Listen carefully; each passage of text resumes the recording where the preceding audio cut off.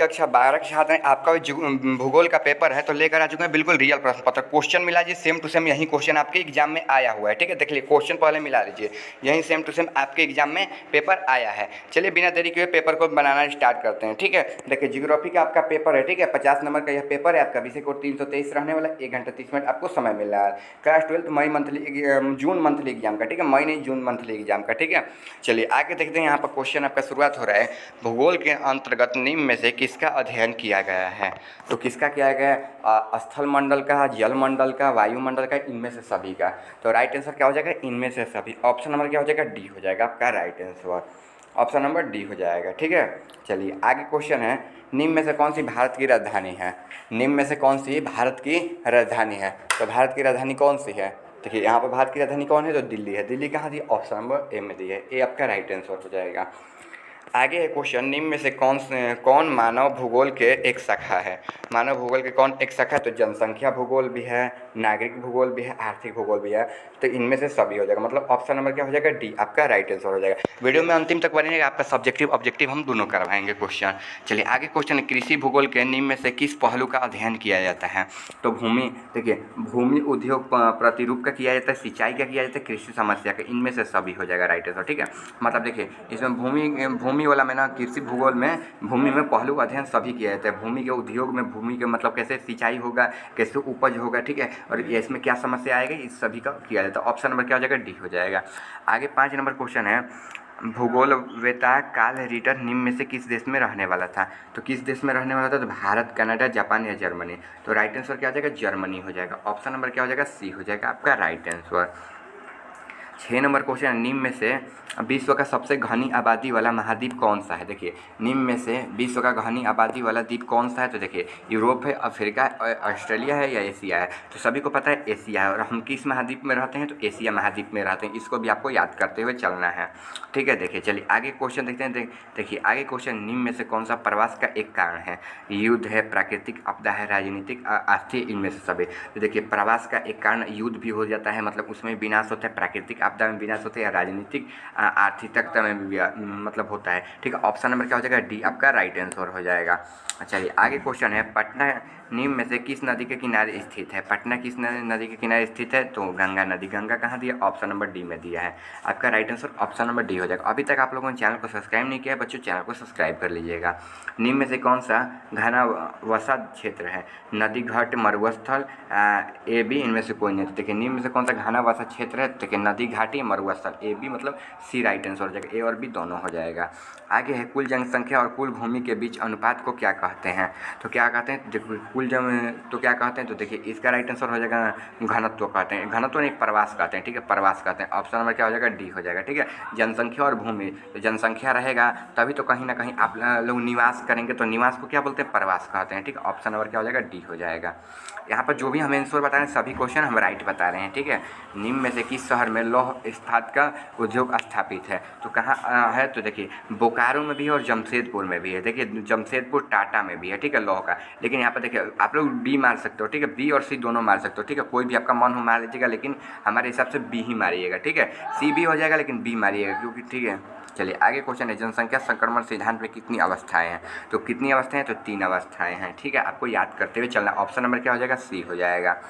चलिए आगे क्वेश्चन देखते हैं। आगे क्वेश्चन है, एक स्थान से दूसरे स्थान तक जाकर रहने की प्रक्रिया को क्या कहते हैं? तो क्या कहते हैं? तो देखिए प्रवास ही कहते हैं। ऑप्शन नंबर क्या हो जाएगा? डी हो जाएगा।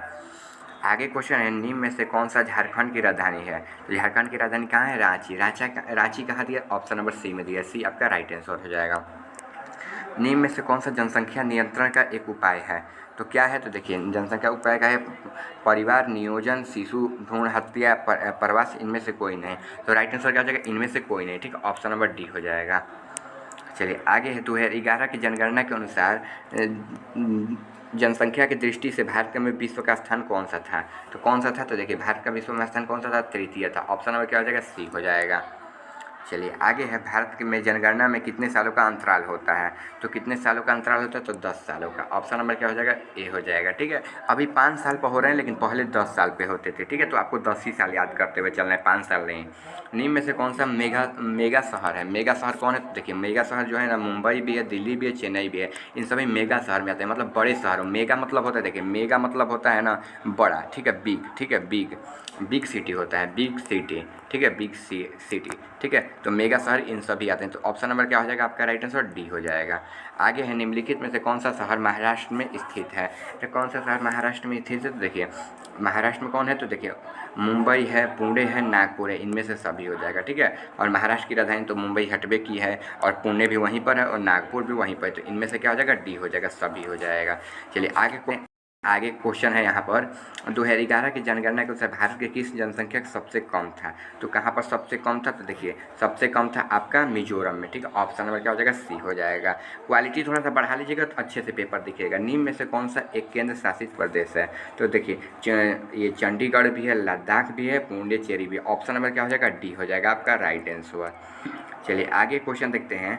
आगे क्वेश्चन, निम्न में से कौन सा जनसंख्या विकास का एक घटक है? जनसंख्या विकास का कौन एक घटक है? जन्म दर है, प्रवास है, मृत्यु दर है, इनमें से सभी है।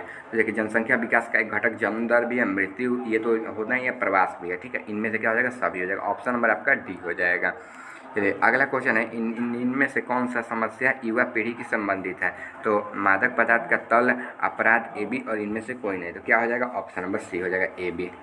चलिए आगे क्वेश्चन है, राष्ट्रीय युवा नीति किस वर्ष लागू हुई थी? तो किस वर्ष लागू हुई थी? तो ये 2003 में हुई थी। ऑप्शन नंबर क्या हो जाएगा? बी हो जाएगा राइट आंसर आपका। चलिए आगे है क्वेश्चन, भारत में सबसे बड़ा धार्मिक समूह कौन है? तो भारत में सबसे बड़ा धार्मिक समूह कौन है? तो हिंदू है। ऑप्शन नंबर क्या हो जाएगा? ए हो जाएगा। आगे है, युवा जनसंख्या किस समूह को कहते हैं? तो युवा जनसंख्या किस समूह को कहते हैं? तो 14 से 60 को, ठीक है, युवा को, ठीक है, ये 14 से 60 को कहते हैं। ऑप्शन नंबर क्या हो जाएगा आपका? बी राइट आंसर हो जाएगा, ठीक है। 14 से 60 को इसको क्या कहते हैं? बचपन के दिन होते हैं, ठीक है। चलिए आंतरिक प्रवास कितने प्रकार के होते हैं? तो कितने प्रकार के होते हैं? 3 प्रकार के। ऑप्शन नंबर क्या हो जाएगा? सी हो जाएगा। मलिन बस्तियाँ किस क्षेत्र में पाई जाती है? तो मलिन बस्तियाँ किस क्षेत्र में पाई जाती है? तो ग्रामीण क्षेत्र में। ऑप्शन नंबर बी हो जाएगा। चलिए आगे क्वेश्चन है, जब कोई व्यक्ति जहानाबाद से मुंबई में रोजगार के लिए जाता है तो किस प्रकार का प्रवास होता है? तो क्या हो जाएगा? जब कोई व्यक्ति जहानाबाद से मुंबई, तो क्या हो जाएगा? तो जहानाबाद से मुंबई, ठीक है, तो शहरी क्षेत्र हो जाएगा, ठीक है। जहानाबाद भी शहर ही है, ठीक है। ऑप्शन नंबर क्या हो जाएगा? सी हो जाएगा आपका राइट आंसर, सी हो जाएगा। चलिए आगे, निम्न में से किस राज्य में ईसाई जनसंख्या अधिक है?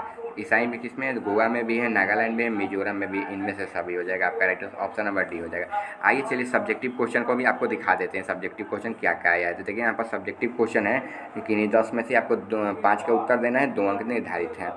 1 नंबर क्वेश्चन, भौतिक भूगोल के 2 शाखाओं को नाम लिखना है। मानव भूगोल की 2 शाखाओं का नाम लिखना है, किन्हीं 2 जर्मन भूगोलों का नाम लिखना है। लिंग अनुपात का परिभाषा देना है। जन्म दर से आप क्या समझते हैं लिखना है। बिहार में बहने वाली 2 नदियों के नाम लिखना है। ग्रामीण टू ग्रामीण प्रवास से आप क्या समझते हैं, मतलब एक जगह से दूसरी जगह लिख दीजिए, एक गांव से दूसरे गांव, ठीक है। भारत में उत्तर पूर्व में स्थित किन्हीं 2 राज्यों के नाम लिख देना है।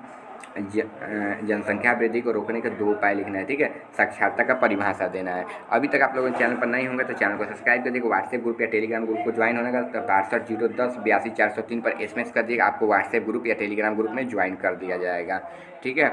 चलिए आगे क्वेश्चन है यहाँ पर, जनांकित संक्रमण सिद्धांत से आप क्या समझते हैं? 12 नंबर क्वेश्चन, भारत लिंग अनुपात के कम होने का कारण क्या है? जनसंख्या समस्या संक्षिप्त में समझाना है। आंतरिक प्रवास से आप क्या समझते हैं? जनसंख्या जमाव के लिए आवश्यक कारकों को व्याख्या करना है, ठीक है। ये आपका आंसर हो जाएगा, ठीक है। तो मिलते हैं अगले वीडियो में। आशा करता हूँ आप लोग चैनल को सब्सक्राइब कर दिए होंगे, वीडियो को लाइक कर दिए होंगे।